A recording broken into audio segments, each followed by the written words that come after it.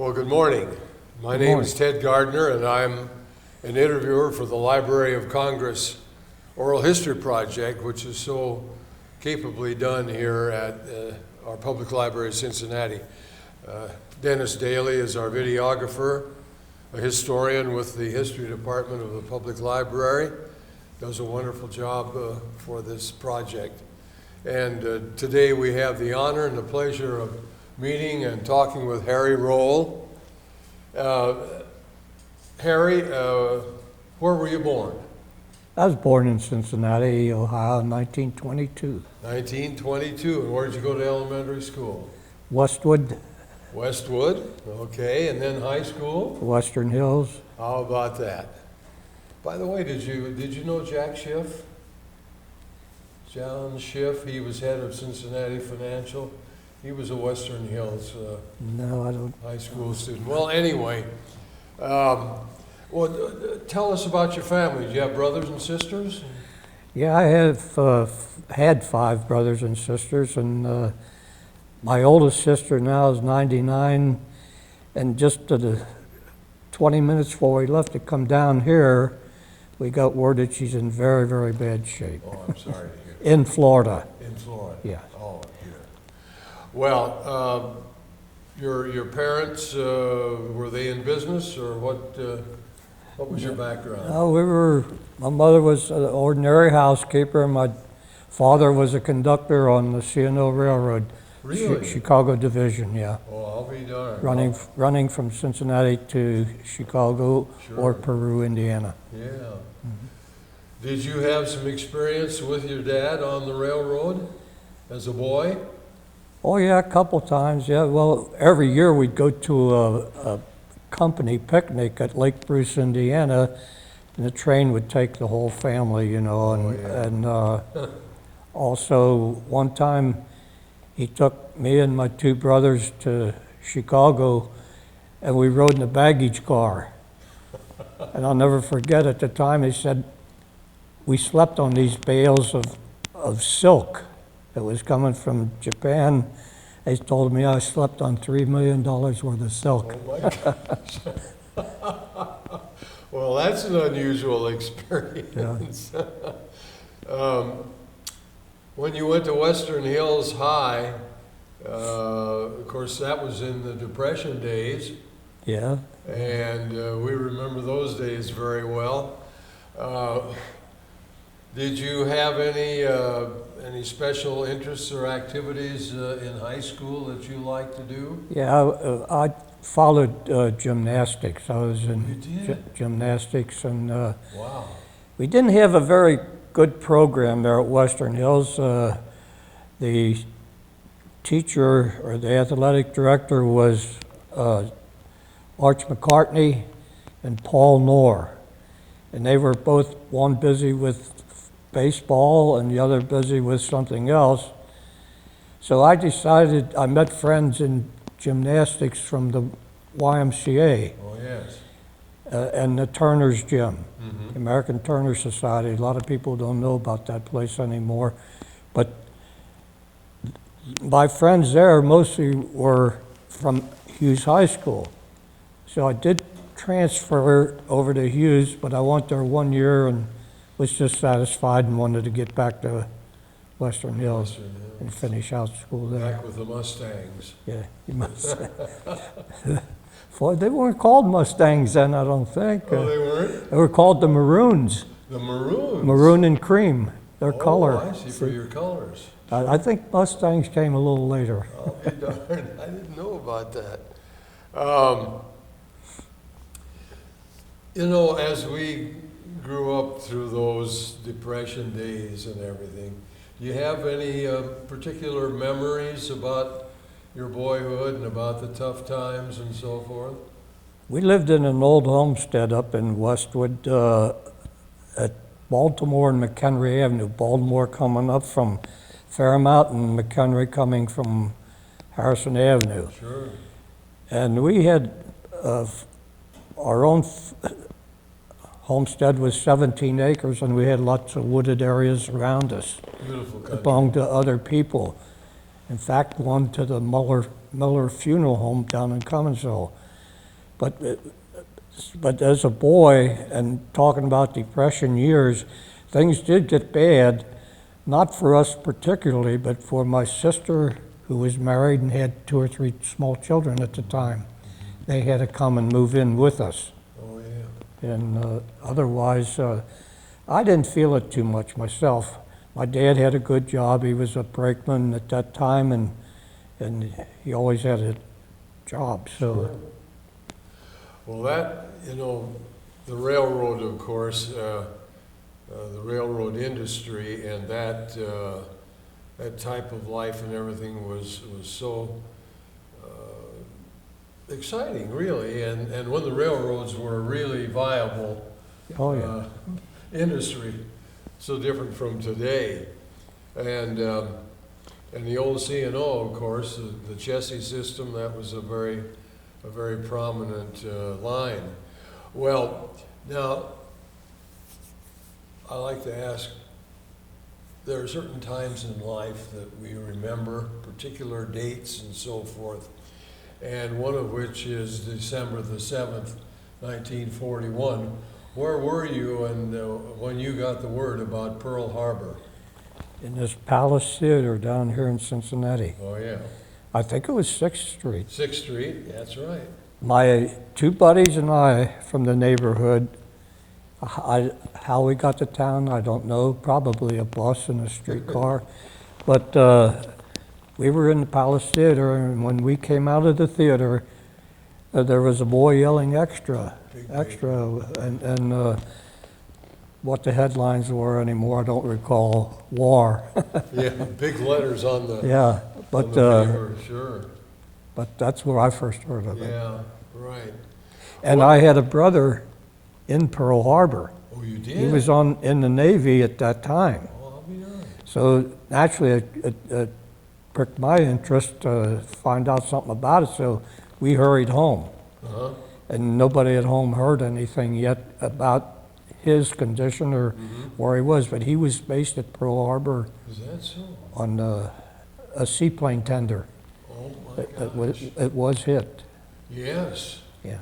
Yeah, oh gosh, I've forgotten the name. I wasn't there at that time, but I was in the Navy, and yeah, the seaplane tender, I think was pretty badly damaged. Yeah. But he was okay, was he?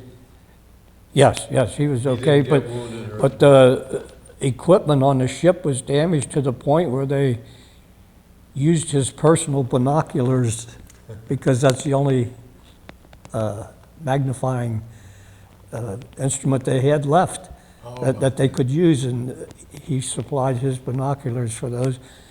And I had those binoculars for years. I still got those binoculars. Yeah, that's right. I still got them. How about that? Well, that's a real keepsake. Did he talk about his experience there that terrible day? Times later, when he would come home, he'd speak a little bit about it, but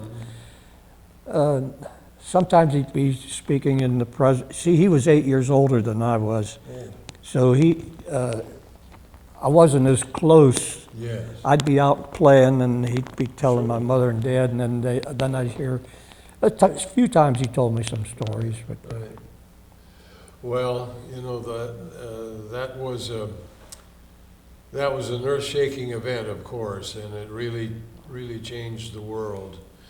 Now, you were in high school, and did you finish high school? Yes. Then were you drafted, or what was the situation? Well, I had a brother-in-law who worked for Fosdick Machine Tool Company out in Cumminsville, or North Side, and when I got out of high school, he got me a job right away, but I had to work 5 nights a week, 12 hours. It's 6 o'clock in the evening till 6 in the morning. My goodness. But I had him as like a personal tutor to show me how to build radial drills. And when most of the shop was closed down at night, so I really felt like I had a teacher-pupil relationship with my brother-in-law to teach me mechanical aspects that I had never done before. Isn't that something? And Yeah.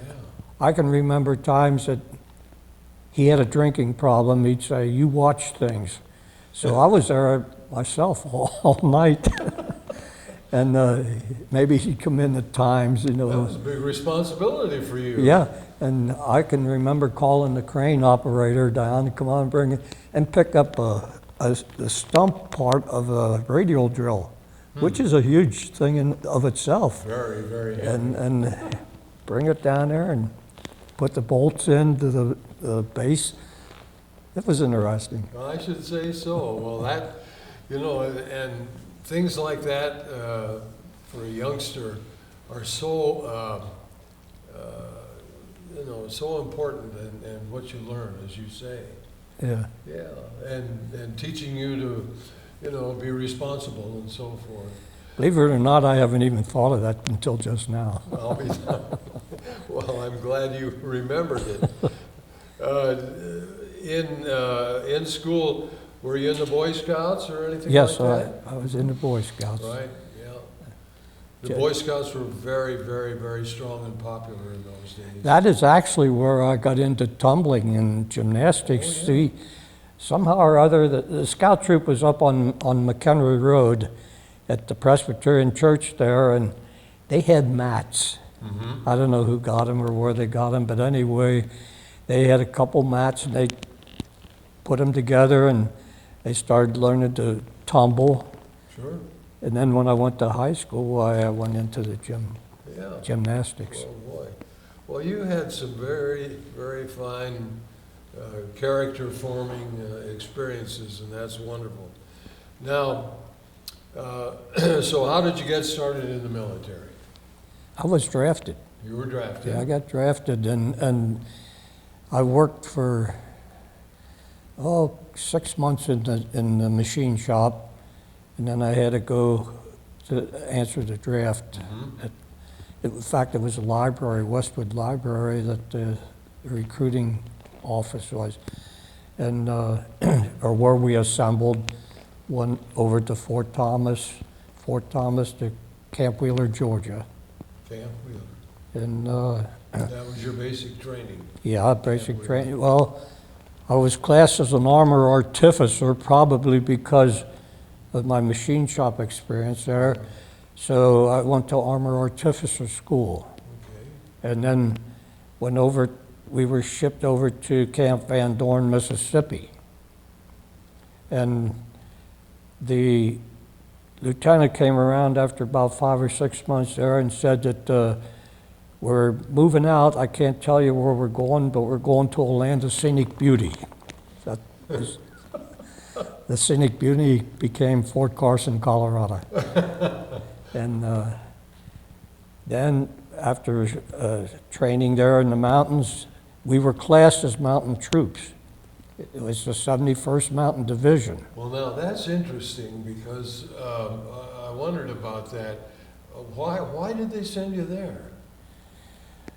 You know? Well, when we went to Van Dorn, Mississippi, they had a plan to have what they called a lightning division.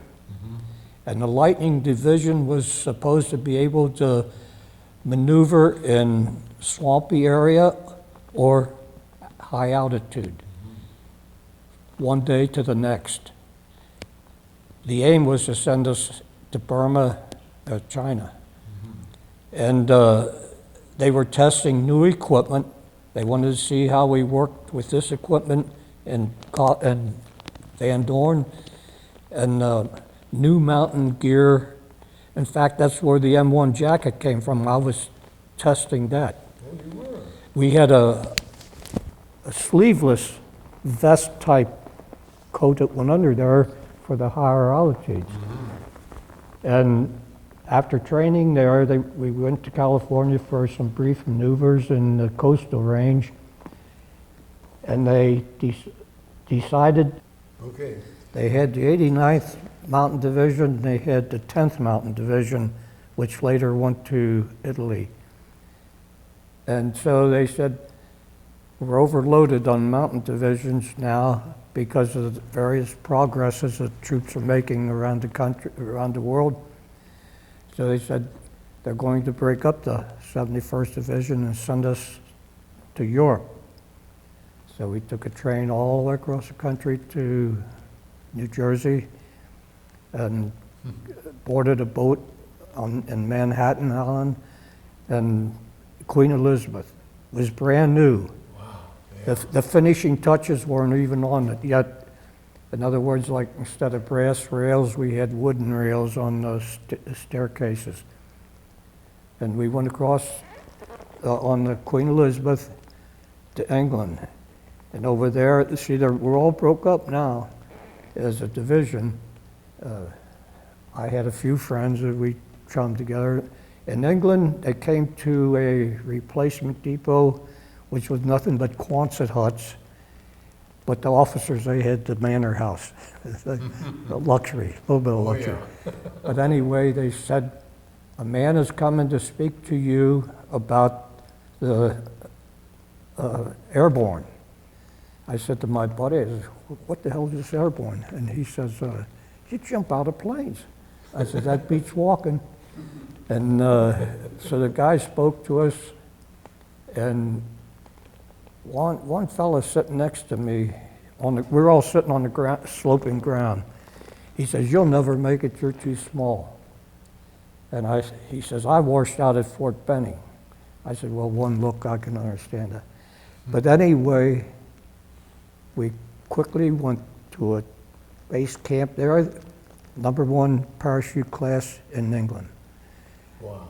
It was interesting because later on I met fellows who went through classes 35, 41 and stuff. I said, I went through #1. Oh, you couldn't have. But I said #1 in England. How about that? And so we went through our class in 2 weeks. Of course, we were all in excellent physical shape. Sure. From run around those mountains and down Mississippi and Georgia. So we were sent to, after the training of 2 weeks, we took all physical training the first week, took our jump training the second week, 5 jumps. After we completed those, we were assigned to, and I was assigned with several other buddies to the 508 Regiment at Nottingham, England. It was in Wallerton Park in Nottingham. We had a pyramidal tent city, just a small place, but anyway, Normandy was still in progress, and drifters were coming in. Oh, it was terrible. It was terrible. Wait till you get out there. I wonder if I did the right thing here. But anyway, from there on. You had to learn to pack your own parachute too, didn't you? Yeah, that's one part of the training that we were only shown how it was done. Oh. Because they wanted us ready for combat immediately. So what they did, they took us to the riggers' shed at an airport near Nottingham, and they had these big tables where they pulled the chutes out flat, and then flipped them over, and we had to watch everything. Sure. I never did pack my own chute like some of the guys did. I see. But you had confidence that your chute was okay. You know, going back just a little bit, Harry, here you were, a young man from Western Hills, Cincinnati, and all of a sudden they were shipping you all over the country. Yeah. You must have had some pretty eye-opening experiences. Yeah, well, as a teenager, a couple of times I did some hitchhiking. Oh, did you? Yeah, I hitchhiked out to Pinedale, Wyoming, which is right south of Yellowstone. Sure. And another time I hitchhiked to Florida. So I was a little experienced at being out on there was no interstates, understand, at that time. Oh, I know. But well, you were an adventurer. You like to yeah, I do like things like adventure. that. That's wonderful. Well, now, When you were in England, you were, what, a corporal or No, I was private, and then I got PFC, somewhere along the line, I don't Yeah, remember right. where. And then in combat, I was temporary sergeant, because the guys was in the hospital was due back. But when they came back, pull them off. It was just time on the three corners. oh, for God's sake. And then so I made sergeant there, then later on, I was sergeant in the Ohio Guard. Oh, yeah. After- Right. Yeah. Well, now, Operation Market Garden was 44, Yeah, yes. I jumped on September the 17th, September the 17th. on a Sunday afternoon about 1 o'clock. My golly. And where did you come down? I landed in the countryside just outside of Grosbeek, Holland. There's Beek, and then there was Grosbeek, and then the big city right nearby was Nijmegen. And that's where one of the bridges over the Wall branch of the Rhine River was. A bridge too far. That's it. That was it. Well, Arnhem was the final Yeah, bridge right. too far. I was halfway to Arnhem when we had to stop. Really? Yeah.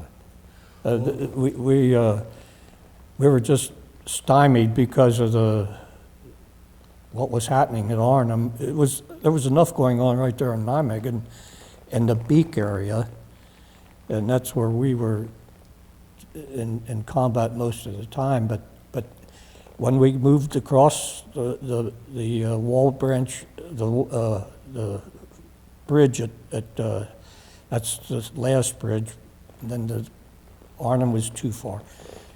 But when we crossed that bridge, we got up there about 5 or 6 miles, and it was about 10 or 12 more over up on to Arnhem. Years later, she and I rode the train up there, and so don't take the trains long over there to go from place to place, but we could hear lots of bombing, and that's where the British 1st Parachute Division took such a bad Yes. hit. Well, wasn't the idea that they dropped behind the lines, behind the German lines, and got trapped? Wasn't that it? Not so much got trapped. What happened is there was a German Tiger tank division in rest areas right outside of Arnhem. And actually, they knew it, but they didn't tell us. They didn't tell their own troops, the British didn't. I don't know if you ever heard of General Urquhart of the British. He was told, and I think Montgomery was also told, but I don't think Eisenhower knew about it at that time. But when they jumped there, they jumped right in the middle of some of them guys. In Arnhem, they fought house to house, and General Urquhart himself was, I may have the wrong general, but anyway, he had to hide on the 3rd floor, him and just another guy. And while the Germans were walking the streets and going through the houses. And he was in an attic room, and otherwise he'd have been caught himself. Yeah. But they just bombarded that bridge, something awful. Yeah. See, when they tried to cross, there was a Polish brigade on the south side of the river. See, the river was running east and west there, going out to the English Channel. Okay. And the other branch of the Rhine went up. All the big boats come down the wall because that was wider, bigger.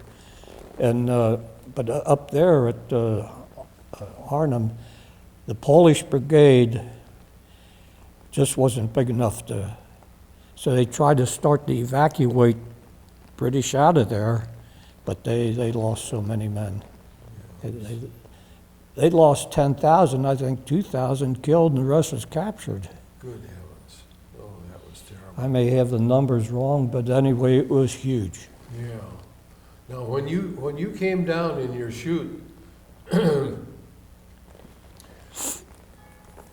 were there enemy troops around you there? Not right there, no. Not right there? No, only, like I said, I told him earlier, about a distance down, about a block from here, there was an anti-aircraft gun, and then when they captured that, there was young boys, 15, 16 years old on. And he asked why we came in so low. It was one of the reasons to get under aircraft, anti-aircraft guns. We jumped about 450 feet altitude. Boy, that's... I wasn't hardly any higher than this crew tower here. That's a short drop, I bet, Yep. I should say.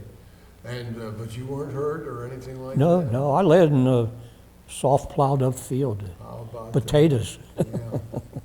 And you brought up something interesting about the Germans. By that time, they were kind of scraping the bottom of the barrel, weren't they, for manpower? Well, they had the cream of the crop in, and you mean by having young kids? Yeah. Yeah, well, they had the cream of the crop in them tanks, and Sure. and then later on they reorganized for the bulge, and they put them right up there in the front then, and they were a nasty bunch. Yeah. Yeah, that was tough. Well, now, how long were you in that operation? In that area? Market Garden, I think our complete time was 56 days. Boy, that was a long... I never slept in a house all that time, except some of those Dutch houses had like a barn and a house all in one. You went from the kitchen out into the barn section. I think one night I slept but Undercover. all the time I was out there, I never slept inside of a house, or from September to sometime mid-October. Your objective, were you well informed about what you were supposed to do? Yeah, really, we had a sand table back at the camp. And it was made out like a diorama, a map, almost a map land there. And they said, we're going to come in here and we're going to try to connect up with the British at Arnhem, and that's going to cut off all those Germans between you, which is about 150 miles in from the coast. All these Germans was out towards the west coast of Europe. And that's going to open up a corridor, and we'll be 315 miles from Berlin at that time up there at Arnhem after we get up there. And we'll have the straight shot then to Berlin when we reorganize. And that is where the failure came in, at Arnhem. Right. Your personal feelings about the situation, were you we lived from day to day. We didn't... You didn't worry about what was... No, it was, we had to save our own hide. You know what I mean? Of course, it was all under the direction of the officers, but they knew more what was going on a day-to-day basis than we did. And we couldn't be notified every little thing was going to happen, or because just on the other side of us is Germany. Sure. See, when I jumped at Grosbeek, it wasn't from here to the Ohio River to Germany. See, that was all German land then. Beek, the village of Beek, the corner of the town was in Germany. And we had to capture that town, and we attacked it 4 times in one night. And we lost 11 men right then and there, quite a few wounded. And I've been back to Beek. I've been back 3 times, and I got friends that live there, and she was over there with me at the first time in '78. Then I went again in '90 and '92, something like that. And see, you had Germans on both sides, so you had to put up a front line both ways, east and west and east. And so as front linesmen, you aren't going to hear too much, except that they're out there and you're here and you ain't going to come in here. And once in a while there was a few infiltrations, especially when we got up into the bulge. What kind of arms did you carry? Well, over the period of my career, I had the M1 rifle. I had a Thompson submachine gun for a little while, and I had a Colt 45 automatic pistol. And then when war ended and our regiment was picked to be General Eisenhower's honor guard, I carried a 45 all times. Yeah. Well, you fellows were a snappy-looking outfit. I mean, when you were dressed up, your uniforms and Got some everything. pictures there of that. You had to impress her. And now, that's interesting now. Ruby was in Europe at the time? Well, later on she was assigned to the 97, she was in the WACs. Okay.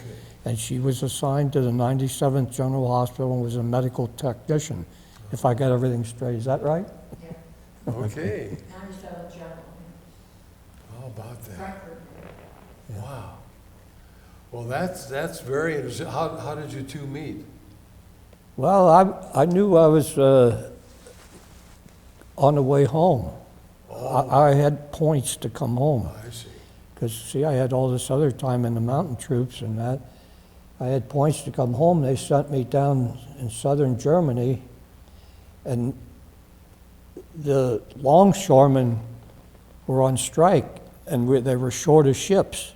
So they left us up in this little mountain village of Gerstetten, Germany, and I said to the first sergeant, I says, hey, I got some friends in Paris. No, I told him I had an aunt there, that's all. But I said, I'd like to see her before I go home.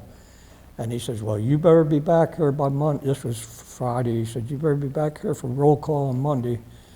I hitchhiked from there down to Karlsruhe, Germany, and I talked to the conductor and I told him my aunt lived in Karlsruhe.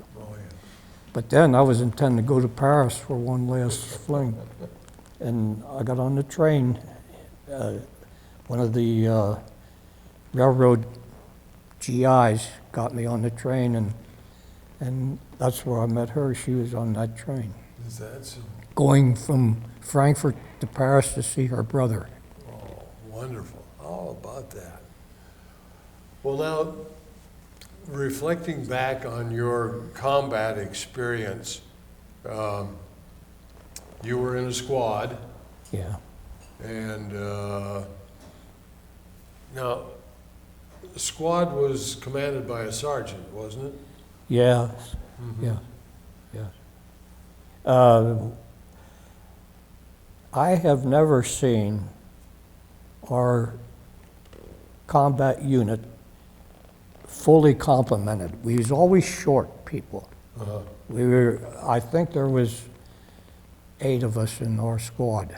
When we attacked at Beek Holland, which is on the German border, we had the high ground. See, right away we took the high ground, which was a suburb of the city of Nijmegen.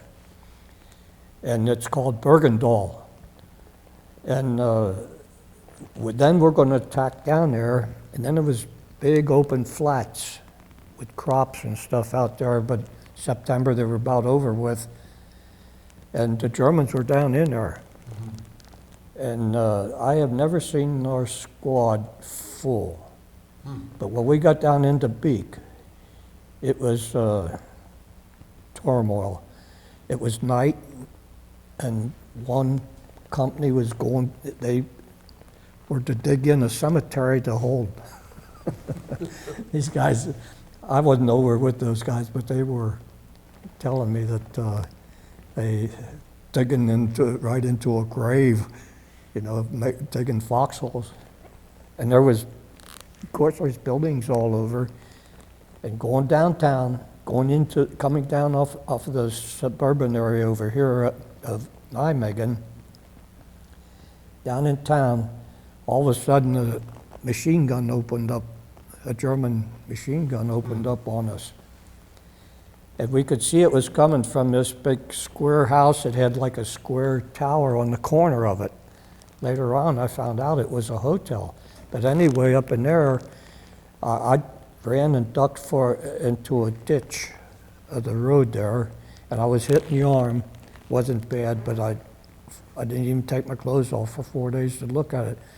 But the captain stood in the road and he called for the bazooka team, said, hit that cupola on that house. And they zeroed in on it and blew it out there. It was like shutters instead of windows, it was shutters up there. Or else they probably closed the shutters, maybe. Later on, I got pictures of that place and after it was really demolished. But that's where one of the Purple Hearts that I got was there. You got more than one Purple Heart? I got 2, and I should have had 3, but I never applied for the third one. Enough's enough. I had frozen feet, and I had shrapnel in my shins and legs and stuff, small bits. My goodness. I got in an apple orchard up there in Holland. Did you feel that you had adequate supplies and support? We never had adequate food. And if the Dutch people hadn't brought out dishpans full of apples and tomatoes and stuff like that, we had those for a few days, but then we was always lucky if we got a K ration here or a K ration there. My goodness sakes. We found sometimes food in houses after the people had to evacuate. We'd found bits of this and that, but then the supply lines finally opened up. Where they were really bad was Battle of the Bulge because the planes it was so foggy. They couldn't bring the supplies in and drop. Right. Most of the time, though, we didn't starve, none of us. But that, of course, winter was coming on then, wasn't it? Yeah. Because you were there in the fall and so forth. Yeah. Now, were you called to Bastogne? Were you called to the Ardennes? No, shortly after we got back from Holland, we were all thinking we're going to have a wonderful time here, in France. And I was in a theater that night, sitting with a chaplain, and of course, I guess Ruby heard this a dozen times, but the performer on the stage was really one of the only USO, or is that what they call it? USO organizations. Yeah. There's Bob Hope and all these guys. Our performer that night was Gracie Fields. Oh, yeah. And she was, I think, British.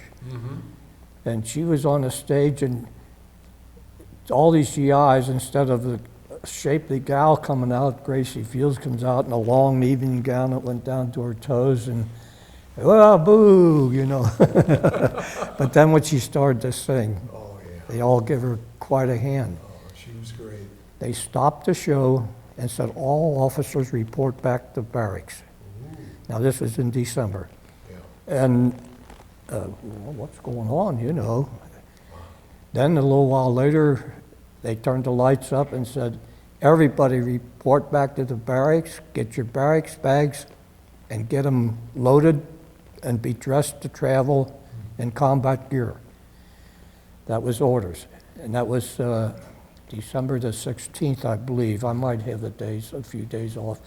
But anyway, it hadn't snowed yet. But they didn't have, what's going on? What's going on? There's trucks coming, and they're going to take us up into the Bulge, up into Holland. No, Belgium. Belgium's where they're going to take us. And so none of us knew anything. we all quickly packed our stuff and put your bags here, get on the truck. And the trucks were semis with no top and no back end on them, no gates on the back. Because I can remember the walls, the side walls only went up high enough that I could lean on them like this and look out over the edge. And we rode all night, 2 o'clock in the morning till the rest of the night. And we were finally in Luxembourg, on the corner of Luxembourg. And they said, we're going to go north now out of Luxembourg here. And it was all really mountainous, rolling mountains, like our Smokies. So we went up there, and in a few days it started to snow. That's the first. It wasn't snowing when we first went up, but it's getting pretty close to Christmas. I know that, and it snowed, and none of us had any equipment for snow. And so, of course, we had parachute boots on. But later on, they did get us galoshes, and we had our raincoats. And other than that, that's the only way what was equipped for the winter. Well, as I've read, and being a Navy guy that spent all his time in the Pacific, this is so different from what I experienced, but and what I've read, it was a desperate winter. That was a tough winter. Well, finally, I can recall there was times the snow came up over the top of my galoshes. My goodness. But then too, if I was following somebody, they at least knocked some of the snow and trampled it down a little bit. Right. I was carrying some heavy equipment then. I carried 2 cans of ammunition in my hands and 30 caliber ammunition for a machine gun. I was an assistant to the gunner. He was called the gunner and I was called the ammo bearer.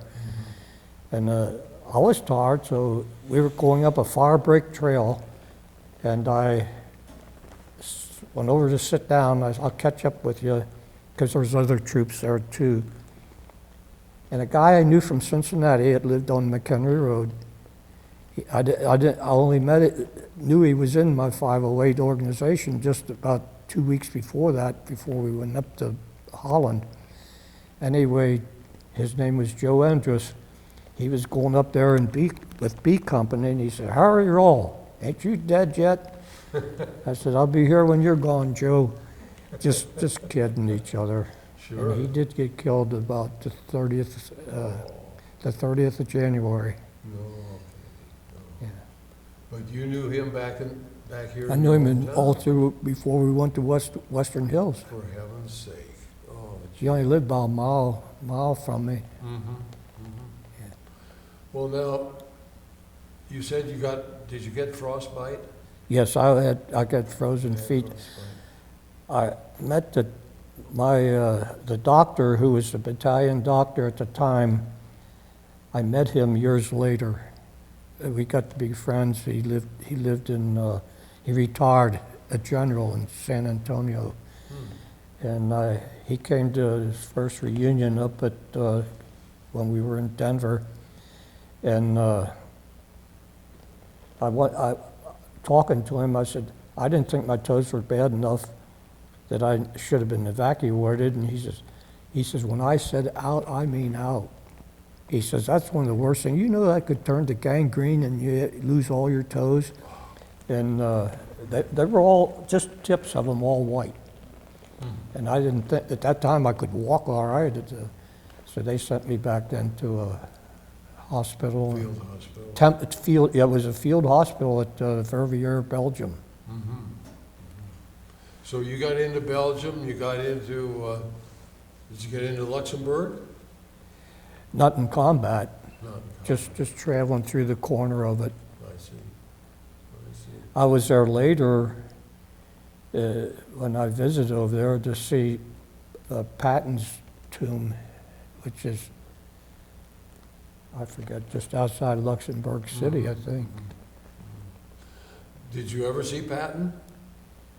Yeah, I saw him in fact, I got a picture of him there, but it's kind of far away. I've got another picture and couldn't find it. There's a picture there of him. He come out to see some competitive sport thing at a sports platz in Frankfurt, Germany. And I took his picture like that. He's across, out in the middle of the field, and I was over on the side, and I took his picture, and General Beadle Smith. Oh, you saw Beadle Smith? Yeah, they were both together. Right, right. Well, casualties in your outfit, how about that? Well, we were down to, I think we went in with a complement of 120 some, which was about 18 short Always short. for a company, and when we went into combat. But I think when final combat, of course, we had replacements going into Belgium. New guys had come in because they were replacing those in Holland. In Holland, we had 11 killed and around 30 injured. And in Belgium, we were only down to about 15, 18 men in the whole company. My goodness. Oh. And they weren't all killed, but they were injured or Sure. frozen feet and stuff like that when I went out. So I don't know what they went back to their base camp with the amount. They went back to Camp Cison, which was a French camp in northern France near Reims. Now, then we started getting lots of new replacements, and the few coming back from hospitals were okay, and same way as me, I was going back from a hospital. Right.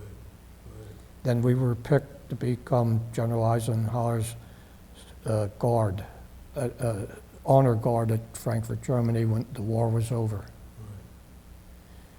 Well, yeah, the 82nd was a highly, highly admired and highly rated outfit. I have a clipping in my scrapbook at home that says 82nd was the most honored division of all military forces. Is that right? Yes. I'm not surprised. Now, there was some individual units, maybe in some other organization that had quite a few, but as a division, the 82nd was the most honored division. Well, of course, and you were so famous and so daring and everything, and you were, you guys were up front.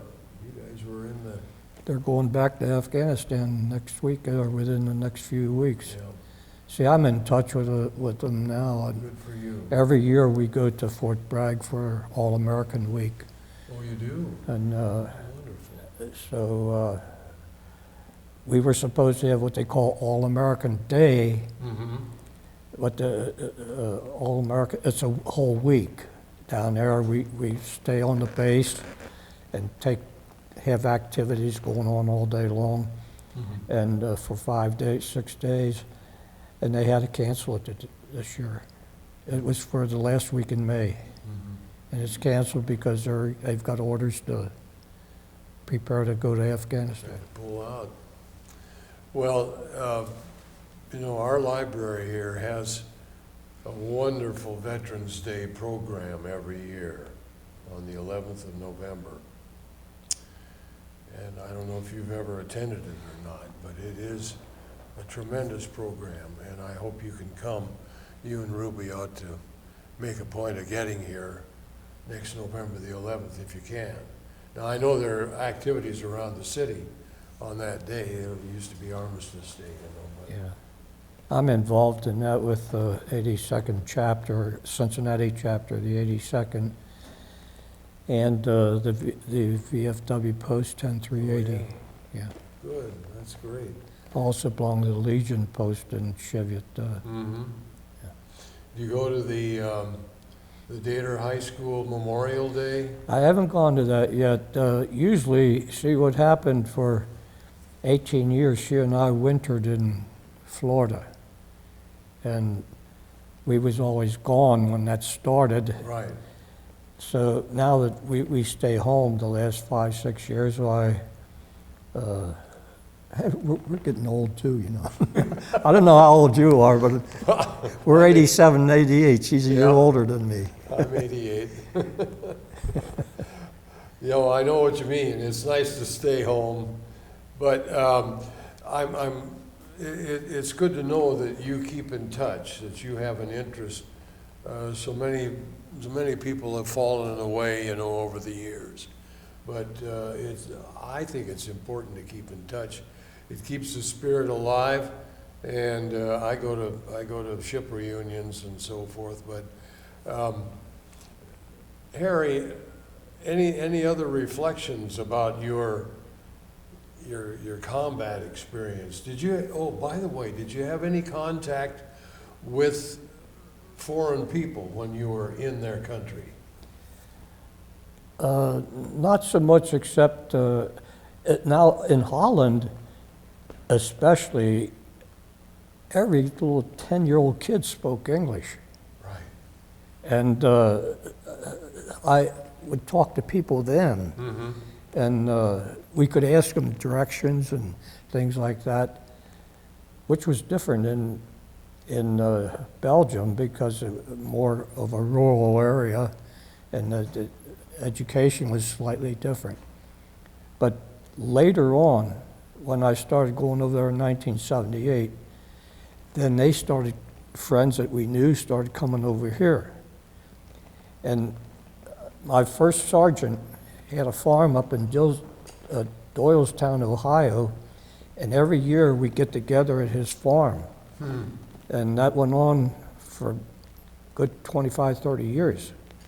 And he died in 96, and then his wife in 97. Mm-hmm. And but that's how our company kept getting back closer. I said, well, we would say, I remember this guy, he lived over here, lived in Detroit or Mm-hmm.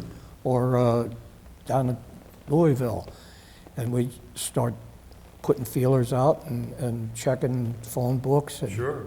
and we located quite a few of our guys.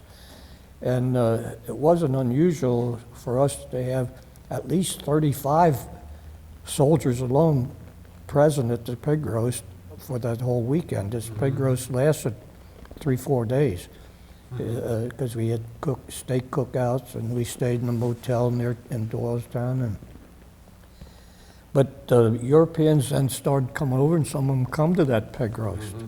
And we got to know them, and they even come to our 508 reunion. We've got one lady in Normandy, she's there, was there for quite a few different affairs, and she'd come over and visit various people that she knew. And the same way with up here in Johnstown, Ohio, I have a friend, he's always having somebody over there from Europe. Another one in Melbourne, Florida, he's always got visitors coming over. I didn't, because I moved from a pretty good-sized house to a condo. So I don't have room to entertain, but I've gone to the other places and met them. Well, that's wonderful, and you know, if you're able to pass on those experiences and feelings with your family, and hopefully they'll keep the flame alive. I know our reunions I attend now, the families outnumber the veterans themselves. You know, Well, we closed down our organization in 2004 at Gainesville, Florida. We had 600 people out for the regimental, really? just a regimental group. That's husbands and wives and families and stuff. But they closed it out, and by golly, they started it up again. Opened and called it something new. They call it Family and Friends of the 508. Oh, yes. That's the name of the group. Right. Now, we're on our third reunion coming up in El Paso in July. Oh, good. Excellent. Now, you got back home, and where were you married? Well, we got married in Louisville, but she was from Cincinnati. Oh, That's how we got to talking. I see. She says, when we were on this train going to Paris, Mm-hmm. why, the train stopped in the middle of the night in Strasbourg, France. there where we crossed the Rhine River there. It stopped at the station, and they had number 10 oil cans along the platform, and then they served the sloppy Joe sandwiches. Mm-hmm. And it was kind of cool. It was November. Those whacks that were on that train stood around those cans to get warm. And they said, "Where are you from?" One said, "I'm from here or there." I said, "Cincinnati." She says, "Cincinnati." She says, "I'm from Cincinnati." How about that? And, Just and I said, imagine. "Where at in Cincinnati?" Or she asked me where at in Cincinnati. I says, "Up in Westwood there at Baltimore McHenry." She says, "You know a girl up there by the name of Elsie Jean Summer?" I said, "She's my first cousin. She lived in the same house with me for 19 years." For heaven's sake. See, our old homestead was divided. What a And wonderful so, story. when she came home, that girl was married. She had a child that had, what do you call that? Well, she was an invalid baby. Mm-hmm. And she came to help her take care of that baby and that child. So I'd go over across the street. She lived in the house across the street. Mm. So I'd go over there and have coffee and stuff. Sure. "You want to go to the show tonight?" That started it all. Romance. Romance is blooming. Well, that is wonderful, and you've lived here ever since, and it's just, sadly, we're running out of time, Harry. I know we could talk a lot more. I know you've got a lot more stories. But the interesting thing is, and the important thing is here, and I want to impress it on Ruby, because we need to get her interviewed as well. You get a DVD, from this interview for your family and your friends, and you'll be able to see it, and they'll be able to see it, and those stories are preserved. If we all die without telling our stories, nobody's ever going to know what, we lose history that way. And it's very important that we maintain that as much as possible. I think we're just about out of time here, and I want to thank you. Obviously, you've had a successful life as a civilian, and I hope I get to know you better. There's an organization that we have that we call it the Hornet Breakfast Group. And we meet the first Friday of the month up at the IHOP on Coleraine Avenue, across from Northgate. First Friday of the month. And it's a bunch of fellas and ladies who get together, who served, and in all branches of the service. And we just have a wonderful time, just talking and getting acquainted. I'm going to send you some information about it. And we'd love and be honored to have you both come and join us on the first day of May. I thought somebody said that IHOP moved out of there. Well, there's a new one. There's a new one up there on the east side of Coleraine. It's right across from Northgate Mall. And it's been open there for maybe a year. And we meet there the first Friday of every month, have a great time. We get 50, 55 people there. Yeah. So anyway, it's been a great pleasure, Harry Roll. Yes, God thank you. bless, and I hope our paths will cross again. All right, well, thank you very much. Well, you're very welcome, and it's an honor.